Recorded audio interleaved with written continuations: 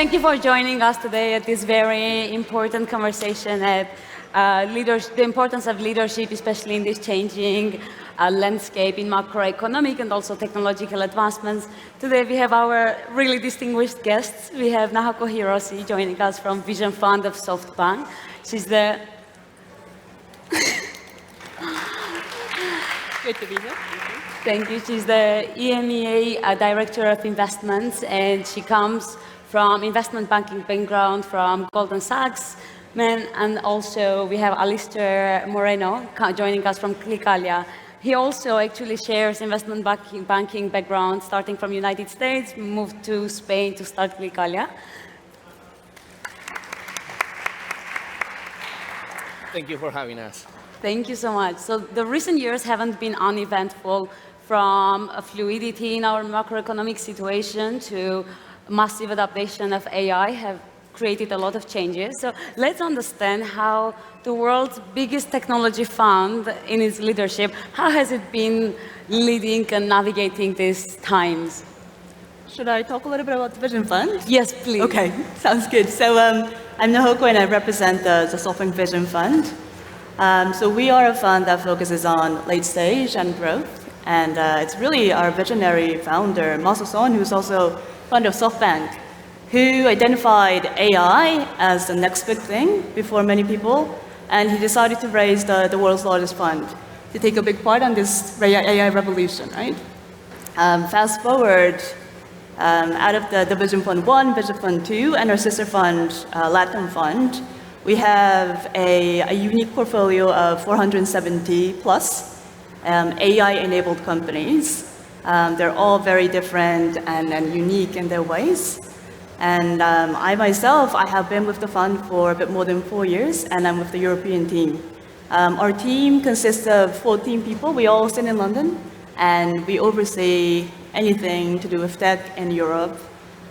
We have 45 plus portfolio companies in Europe, of which Clicalia definitely is one of our flagship, and I would say it's very representative of how we invest, right? It was really the tech that was the moat, and we're very privileged to take part in the biggest round in Spain, which was a very big deal for us, and to be part of the cap table, which kind of represents the best investors from each of their fields. And I would also add that not only the tech, but it's really the credibility and experience that Alistair and Pablo, the two founders, brought to the table, not only being investors themselves, but also being a very savvy operator. So we're very happy. On to you, Alistair. Thank you. We're very happy too. No, indeed, I'm following on what you mentioned. It's a fact that today we have transformational technologies which are changing many sectors.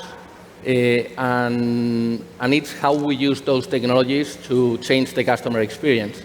But it's not only about having the technology or how we build this technology. It always goes back to the culture and the team and how we are able to implement this technology with the right strategies. I was quite impressed to learn how you actually navigated post-COVID situation without laying off anyone and even, increasing your employees, and how you were bringing together, as you said, brains and right investors and, all kinds of resources together. So tell us a little bit, how did you actually get there? That's quite exceptional, actually. So it's a combination of many things, no? We all went through the COVID. We all know what that meant. And when you're building a company and you're using the technology to build that company, it's how are we able to simplify all the processes, how we are able to bring together all the stakeholders that are part of a transaction. And indeed, we had the team, we had these stakeholders aligned, and Clicalia was one of those companies that were able to continue operating during the COVID. We also have to say that it was a very tough time. So the team worked 20 hours a day. But the result was that the company even grew during the COVID period. We were able to continue transacting, buying and selling homes and providing this service for the customers. We even remain EBITDA positive during the COVID time, and that was something that was like very rare. I mean, we brought it to the board, and they were very supportive. We increased salaries, we kept everyone in the company. We didn't do any layoffs, and we're very proud of that because it's not only providing services and changing the market. It's like how you develop the people and you keep the people protected under the company. Yeah, I think at this stage, being the biggest investment round ever in Spain, that's a big thing. You're not just as a CEO of the company, you're not just leading your company, you're actually leading an example to the whole ecosystem of how to get there. But I think there is a big role that Nahoko's team also played in this, in supporting in that process and staying very communicative and participating in the life of the startup. So I wonder, how do you actually maintain the relationships and build these relationships with the founders that you invest in? Yeah, so good question. And I think the role of a late stage investor could mean many things, right? It can mean something from business development, opening doors, to maybe helping hire the next C-suite management using a network. And I think for us, we are quite proud of the international presence that we have. So if a company is looking to expand internationally, we would like to help given our global fund and also presence in Asia and the US.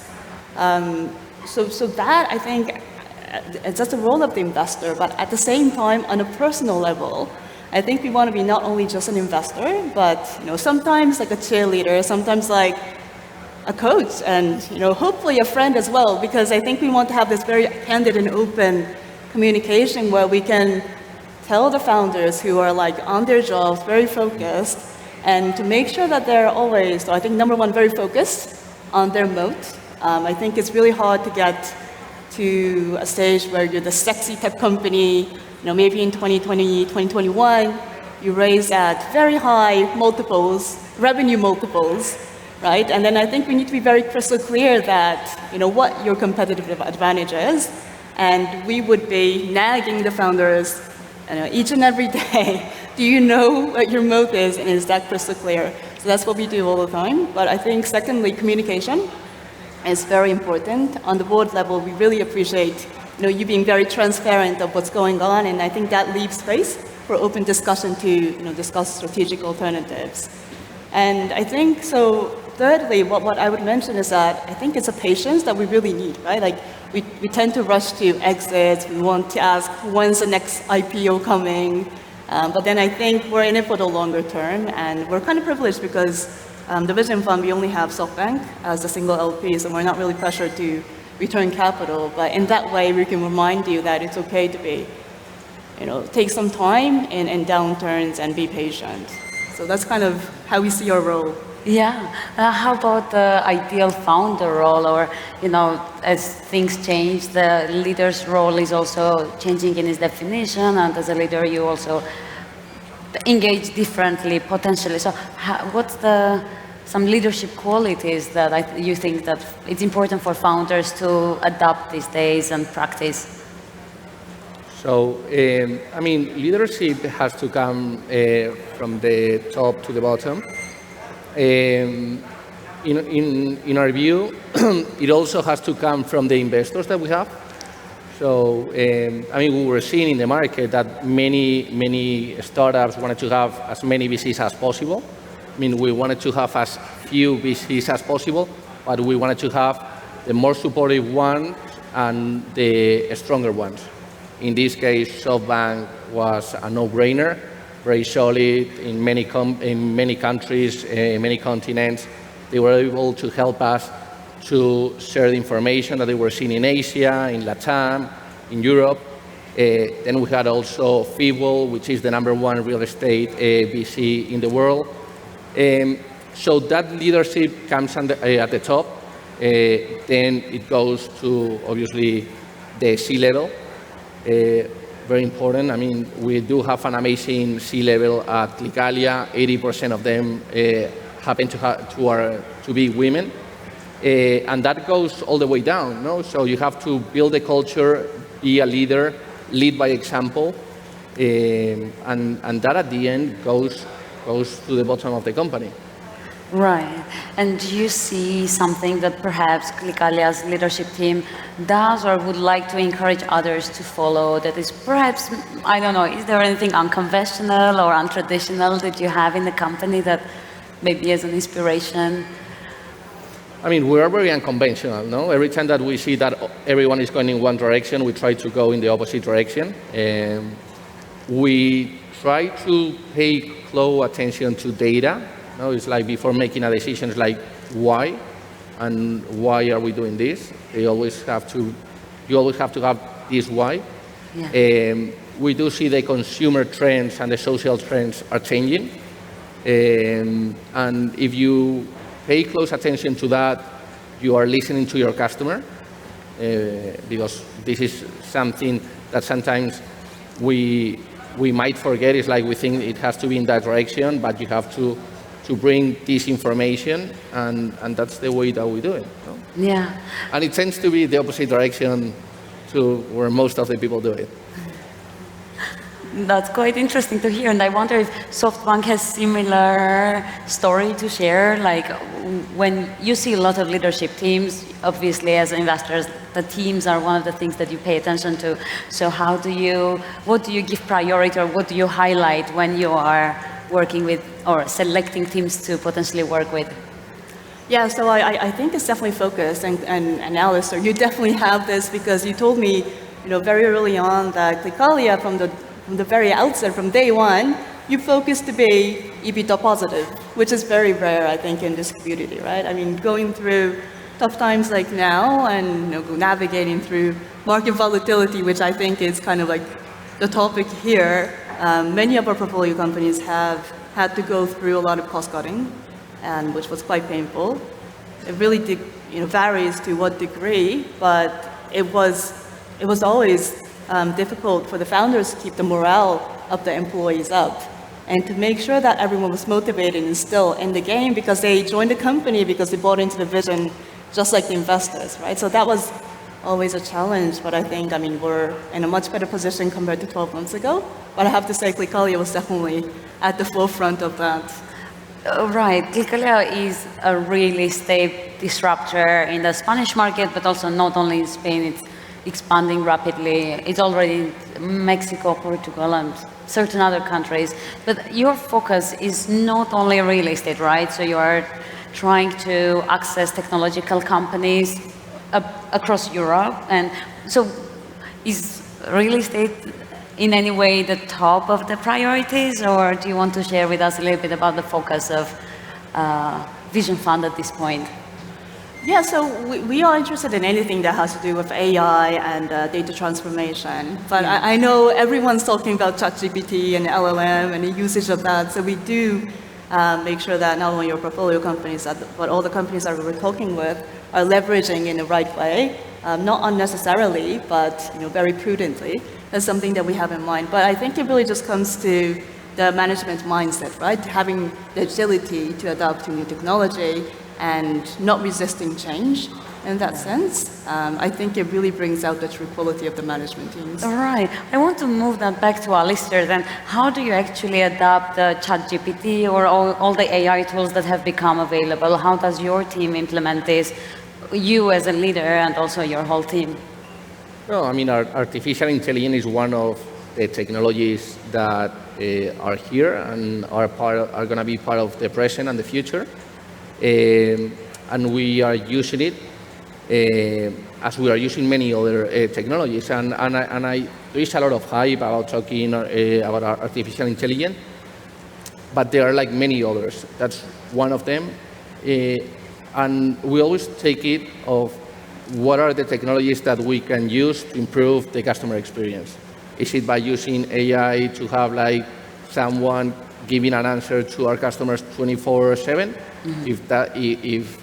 If it happens, we're going to use it. And we're very happy to adapt and to develop other technologies. Right, and I want to come back to real estate space, perhaps in Spain or Europe. So tell us a little bit more how you are actually disrupting, because one might know or might not know about Clicalia and the disruption that you're up to, but tell us a little bit about that. So, if you think about real estate, it's the biggest asset class that exists in the world. and when you think about it, you're thinking about an old industry, then you have to think, or one of the things that have conveyed to the team is like, let's not go to a new industry, let's make a bigger industry with all the technologies that are available. The initial step of Clicalia was being able to have the technology and the data to forecast what was going to be the price of a home, so that we can buy it instantly and the customer was able to get the cash right away. The second step was how we return these homes to the market. Obviously, one of the things that we learned from the customers is that the customers wanted the home to be ready to move in, and at the same time we were making them more efficient and environmentally friendly, which was obviously helping every city where Clicalia was going into. And then like using all the resources and technologies to standardize all the processes and bringing every single need under one roof of Clicalia. So creating this one-stop shop where you have like legal advice, you have like people that are like getting you the mortgage. So simplifying all the processes so that like people could just sign, get the money, and buy a home, sign the contract, and move directly in. And this involves like many different teams, many different processes, which if you break down Clicalia, you would get like 10 different companies that provide like different services, but they are all combined together. Right. Is this more what you see in your portfolio companies, a similar leadership approaches we are seeing in Alistair and Clicalia? Is this diverse approach, or having so many solutions in one and leading in bringing everything together? Is this what the other companies' leaders are doing in your portfolios? Yeah, absolutely. I think a lot of our portfolio company founders are definitely thinking about diversifying their product offering, and not only just products, but also horizontally, right? So definitely we're seeing that. I would totally agree with that. Right. I guess this is up until where we come today. So thank you so much for joining us today.